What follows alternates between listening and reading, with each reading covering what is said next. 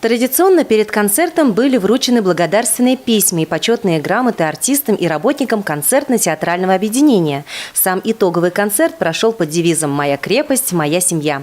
Программа получилась насыщенной и органично вплела в себя театральное действо вместе с хореографией и исполнением песен. За основу была взята тема любви, понимания, доверия друг к другу, а также противоположные чувства – ненависть и безразличие. Главной особенностью вечера стало исполнение песен артистов под сопровождением оркестра. И актуальные темы мы поднимаем. На этот раз мы подняли про семью и телевизионные представления с участием оркестра. У нас цель такая была, чтобы показать не только в жанре фольклора или эстрады мы работаем, а начинаем расти на новый уровень, на классический, академический уровень. Поэтому вот эта программа как раз показывает наш профессионализм и вокалистов, и танцоров, и музыкантов. Прошедший сезон был плодотворным, но в то же время и тяжелым. Виной тому пандемия коронавируса. Как и многим другим представителям творческих профессий, работникам концертно-театрального объединения пришлось ориентироваться в новых условиях. Общество ушло в виртуальное пространство. Общаться и творить через экран было особенно сложно, так как мы привыкли непосредственно чувствовать и работать сообща с нашими любимыми зрителями, говорит Рустам Хасанов. Начали работать только перед Новым годом.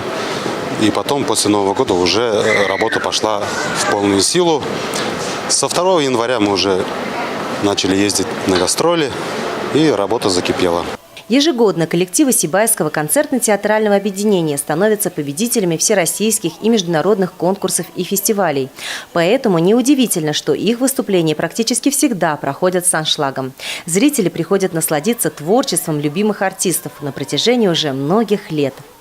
Я с подругами вместе всегда посещаю и открытие сезона. Всегда, когда их концерты в Сибае есть, всегда приходим, наслаждаемся их концертами и радуемся. Мне очень нравится наша филармония, наши артисты, которые всегда радуют нас своими творческими такими выступлениями.